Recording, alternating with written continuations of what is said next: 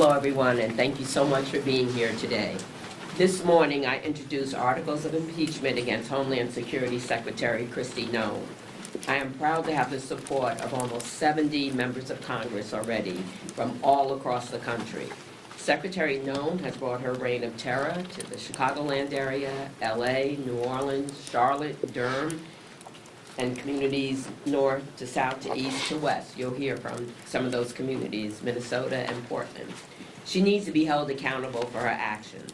This is why I introduced 3 articles of impeachment against Secretary Noem. Number 1, obstruction of Congress. Secretary Noem has denied me and other members of Congress oversight of ICE detention facilities. I was denied access to the ICE facility in Broadview despite following Secretary Noem's unlawful 7-day notice requirement. It is our constitutional duty to find out what's happening in these centers where inhumane conditions continue to be reported. Number 2, violation of public trust. Secretary Noem directed DHS agents to arrest people without warrants, use tear gas against citizens, and ignore due process. She claims she's taken murderers and rapists off our streets, but none of the 614 people arrested during Operation Midway Blitz in Chicago have been charged or convicted of murder or rape. Federal agents repelled from Black Hawk helicopters and burst through an apartment in the South Shore of Chicago. That was in my district. They dragged people, U.S. citizens and immigrants alike, out of bed in the middle of the night. Number 3 is self-dealing. Secretary Noem has abused her power for personal benefit. She steered a federal contract to a new firm run by a friend. Her propaganda campaign to recruit ICE agents cost taxpayers $200 million. She made a video that turned the South Shore raid into something that looked like a movie trailer. But make no mistake, this is not a movie. This is real life, and real people are being hurt and killed. Renee Nicole Good is dead because Secretary Noem allowed her DHS agents to run amok. Families are forever torn apart. This is not about personalities or trivial disagreements. Secretary Noem has called my impeachment efforts silly. I want to tell her right now, Secretary Noem, you have violated your oath of office, and there will be consequences. I am watching you, members of Congress are watching you, the American people, most importantly, are watching you. And most of all, we are not liking what we're seeing. If you believe impeachment is silly, then you are not taking your job or our Constitution seriously. Now it's my honor to introduce Congressman Adriano Espaillat from New York's 13th District and Chair of the Congressional Hispanic Caucus. Thank you, Congresswoman Robin Kelly. I am proud to join you in introducing these articles of impeachment against Secretary Noem, who have clearly violated the law and the trust of the American people.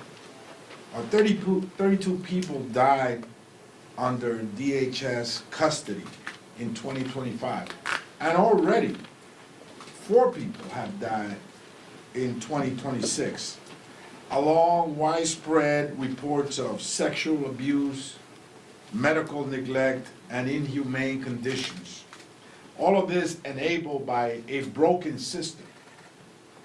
But most importantly, our eyes do not defy us.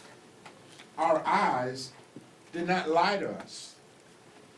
We see, as the rest of the world has seen, how women are being violently pulled out of their cars and assaulted in front of the American people and in front of the eyes of the world. How a woman was shot in the face as America watched on TV and as the rest of the world watched of this heinous murder.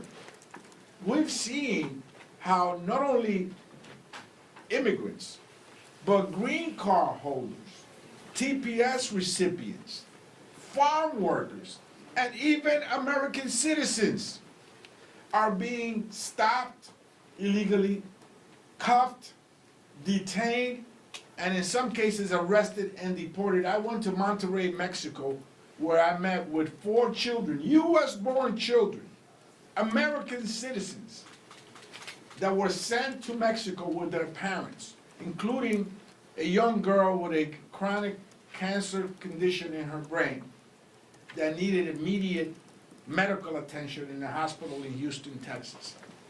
So this is a human rights violation, a blatant human rights violation. This is only seen in aggressive dictatorships across the world.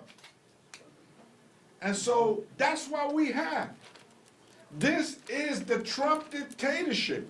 Do you think that a dictatorship knocks on your door and gives you a dozen roses when you open it? A dictatorship takes away your rights, your fundamental rights. It creeps up behind you and it assaults you. Eventually, it knocks on your door and shoots you. This is what's happening in America today. And so that's why it is important to hold the secretary accountable. This is enshrined in our laws and our Constitution. We must exercise our oversight powers. Congresswoman Velasquez and I went to 26 Federal Plaza, where we were denied entry to an ICE building. Subsequently, we went to court, and we had a favorable decision by that court to allow us to exercise our oversight powers. And just recently, Secretary Noem again placed another 7-day notice so they can prepare themselves and hide the truth before we get there. When we got there, they were mopping the floors. They were cleaning up. They didn't want us to see the dirty conditions. 30 men in a room with 2 toilets, one of them broken. A woman right across in another cell that could see each other. No confidentiality at all. This is inhumane and warrants an impeachment proceeding. Esto es inhumano. Y sí merece un proceso de destitución. Por eso estoy aquí con la congresista Kelly para unirnos a este proceso que lo garantiza la Constitución de los Estados Unidos. Gracias. Oh, I'm sorry. And now allow me please to introduce Congresswoman Maxine Dexter from Oregon's 3rd District. Thank you so much for joining us today, and thank you to Representative Robin Kelly for meeting this moment with action and moral clarity. I am Congresswoman Maxine Dexter. I'm a mother, a physician, and the honored representative for Oregon's 3rd Congressional District. Last week, ICE murdered Renee Nicole Good in Minneapolis. The very next day, federal agents shot 2 people in East Portland in my district. These are not isolated events. This is part of a pattern of abuse by brazen, militarized federal agents who act without fear of being held accountable to the law. People are being disappeared. People are being assaulted. And now people are being murdered. And when our children and grandchildren ask what we did when our neighbors were being targeted, I cannot sleep unless I can say every single thing we could. That is why I'm helping introduce articles of impeachment to remove Kristi Noem from office. We've all seen her crimes play out right before our very eyes. She's willfully obstructed congressional oversight, denying members, as you have heard, of Congress to facilities they have a legal right to conduct oversight of. She's clearly violated public trust with her warrantless arrests, the use of violent force against U.S. citizens, including detaining 4 U.S. citizen children from my district and being held in a windowless cell at the border near Canada for weeks. And Kristi Noem has misused her position for personal gain while inappropriately using $200 million, taxpayer dollars, to fund an ad campaign to bring in ICE recruitment. These are not the best of the best folks that she's looking for. She is looking for people who are willing to invoke her lawless charade. I'm going to use every opportunity to implore my colleagues across this institution to wake up. and join this effort, because protecting communities from unaccountable power isn't optional. That is our duty. Courage is contagious. And with that, I'm honored to yield to one of the most courageous among us, Representative Lydia Velasquez. Thank you. Thank you. Good morning, everyone. And to all my colleagues here and to Robin Kelly, thank you so much for this action. When the president was running for office, for president, he made a pledge to the American people that he will be the no wars president. And yet, he is invading sovereign countries like Venezuela, also sending a message to Cuba, Mexico, Iran, and in our own streets of America, he's launched war against American citizens. So let's get straight to the point. We are here today because the Department of Homeland Security has been turned into a weapon of political revenge. This agency thinks it's above the law. Kristi Noem has treated the Constitution like a suggestion and our communities like a battlefield. I have represented the people of New York for over 30 years. I have seen a lot of presidents, but I have never seen an administration use federal agencies to explicitly punish cities just because they didn't vote for them. That is exactly what Donald Trump is doing, and Kristi Noem is his willing executioner. In my city, ICE is no longer a law enforcement agency. It's a rogue operation. Masked agents are abducting high school students from their neighborhoods. They are snatching fathers and mothers outside our immigration courts during routine checks, turning places of justice into traps. Even this week, they detained a city council staffer who is here in New York legally. This agency is completely out of control. Every time you see an ICE officer interacting with Americans now, they are screaming, cursing, and smashing windows to pull people out of their cars. It is the Wild West out there. And I guess that is why Kristi Noem loves wearing that cowboy hat. The difference is, Ms. Noem, this is not a show. Lives are on the line. When she bragged about shooting her own dog, she wasn't just telling a story. She was showing us her character and how she might run a government agency.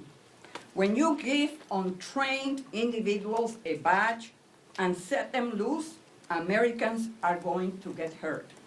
Just like we saw last week in the tragic killing of Renee Nicole Good. And what was Kristi Noem's response? Did she demand an investigation? No, she went on national television and smeared a dead American as a domestic terrorist. The articles we are filing today lay it all out. The obstruction of Congress, the violation of the public trust, and the self-dealing. While her agents are out there shooting citizens, Noem is busy funneling hundreds of millions in taxpayers' dollars to her friends at agencies through emergency contracts. Kristi Noem has betrayed her oath, she has betrayed the Constitution, and she has betrayed the American people. Quiero decirle que estamos aquí con estos artículos para procesar a la secretaria de Homeland Security. una persona que no es digna de la confianza del pueblo americano, está violando la Constitución, no tiene la capacidad de sentir de tener ningún sentimiento sobre justicia y mucho menos respetar el proceso legal de todas las personas que se encuentran en los Estados Unidos. Por esta y otras razones estamos hoy aquí para traer justicia a las familias, no solamente de Nicole, pero todas las familias inmigrantes que están viviendo aterrorizadas. Aquí, en esta nación, que tiene la estatua de la libertad, que se supone que sea the beacon of hope. Gracias. Thank you so much to my colleagues from East Coast to Hawaii for standing with me today. And now I'll open it up for a question. Yeah, if I can just ask, obviously, you have many members here. I think you said there's 70 people who have signed Close on. to 70. Does Leader Jeffries support this effort? You'll have to ask Leader Jeffries, but I would not be standing here if I was told not to do it. You know, there was some, So you've spoken to him directly about this? yeah, our staffs have spoken. It was 50 just some time ago. It's 70 today. Do you anticipate that the majority of the caucus will eventually sign on to this effort? Yeah, I expect more to sign on. That's what we're doing now, trying to build more sponsors of the legislation. I mean, people joined on quickly. You know, when I put it out there, people contacted me almost immediately, and it's been growing and growing and growing as people find out about it. And just to follow up to that, have you encountered any resistance from Democrats? Not really.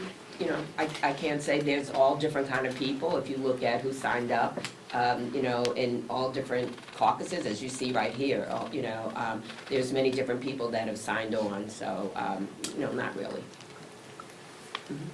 I wanted to ask, why do you think so many folks have signed on? There are a lot of proposals around reining in ICE, reining in DHS. Why do you think that impeaching the secretary is something that has rallied so many members of the caucus towards the effort that you're pursuing? I just feel like enough is enough. We've been working on this for a little while. This wasn't just a, you know, a knee-jerk reaction because, of course, they've been in Chicago, you know, for so very long. And I know other colleagues are working on other parts, and I believe that people will join, you know, with those colleagues too. But I just think that people are sick of it, and anyone can answer the question because they've signed on. I could add that public sentiment is everything. We are watching the polls. The American people are upset. They didn't sign on for this. The most fundamental principle and value for the American people is fairness and humane policies, not beating the shit out of people, especially vulnerable women and children. Let me just say that while everybody is vulnerable, I can attest to the fact that the Latino community, as chair of the Congressional Hispanic Caucus, has been disproportionately targeted, to the degree that even in Minnesota, where there's a clear intent to go after the Somalian community, the vast majority of the people arrested are Latino men. For that reason, I will be going Friday to Minnesota, as I went to Chicago for the shadow hearing there. Para que todos sepan, la comunidad latina está desproporcionadamente afectada por este asalto. En Minnesota, la gran mayoría de personas que son arrestadas son hombres latinos. En Chicago, también la gran mayoría de personas arrestadas son latinos. En Nueva Orleans, in New Orleans, the people targeted are workers from Honduras that went to New Orleans to rebuild the city after Katrina. So this is a hit job against Latino communities. And let me tell you, people are regretting, some folks, many folks are regretting their last vote. and turning around. And so I would like to stress that because I think that's an important factor. Well, I can just speak to my constituents in Minnesota. We are being terrorized by Homeland Security and ICE and Secretary Kristi Noem's orders in the state of Minnesota right now. And let me be clear, I'm from a swing district in Minnesota. I have been one of the most bipartisan members of Congress that you will find in the Congress. This has crossed a line. Minnesotans, we want safe and secure borders. We want violent criminals to not be in our community, but this is not what we signed up for. This rogue agency is violating the rights of immigrants. It is violating the rights of American citizens in our communities.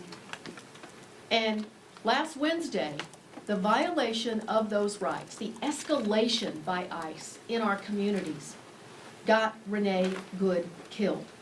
And now this administration is going after her widow and going after her and 6 U.S. attorneys who, by the way, are patriots in Minnesota at the U.S. Attorney's Office had said, no, we are not this. This is not who we are as Minnesotans. This is not who we are as Americans. And so I believe you will continue to see members of Congress from across the ideological spectrum stand up, speak out, because we know the difference between right and wrong, and Americans can see with their own eyes that what's happening in Minnesota and in Illinois and most possibly coming to New York is just plain wrong. May I say something? Americans across this country have been protesting what they see with their own eyes and the lies that they're told, which are belied by the things that they're seeing. What they're out there protesting, and they expect Congress to use every tool that we have to push back, to hold accountable, and to show the American people that we are fighting for this democracy, for constitutional laws, and for treatment and respect of all of our communities. So that happens to be a time when you had the horrible situation in Minnesota. We've had the horrible situation in other cities. This particular resolution comes just at a time when enough is enough is enough. And people are looking to us to do everything we can to show that we have responsibility in this space. Also, I wanted to say that I've gotten phone calls, and I know my colleagues have too, from constituents, but from people from across this country. People I do not represent, people in different states encouraging what we're, trying to do. The other thing is, you asked me about Leader Jeffries, that we have concentrated so much on, the cost, affordability, and health care, and I never want to detract from that. But when you think about it, and we work with many different people and committees, but this is affecting people's healthcare. This is affecting affordability. When I think about Chicago and people afraid to go to work, when I think about restaurants that don't have as many people coming to eat there, when I've heard stories about people afraid to go to the doctor, afraid to take care of their health because they're afraid to come outside. I had a town hall meeting in a grocery store, and people told me stories how they're just simply afraid to go outside, whether it's shopping, whether it's going to work, whether it's going to healthcare, to their healthcare needs. So this is affecting, it's widespread. It's widespread. I'm not good at this, so. When you think about impeachment, obviously there's a numbers game that's involved with that. If you put the merits of your resolution aside and think about just that numbers game of getting passage in the House and conviction in the Senate, is this more about sending a political message right now or previewing the playbook for Democrats should you take back the majority? Or what's sort of the impetus? Is it just striking the moment with current events? For me, and others can answer, it was like Congresswoman Bonnie Watson-Coleman said, enough was enough, you know? And I just feel like we need to use every tool in our toolbox. If we do nothing, nothing will happen. And so just really now trying to build on momentum, getting as many people signed on as possible, that's the first step.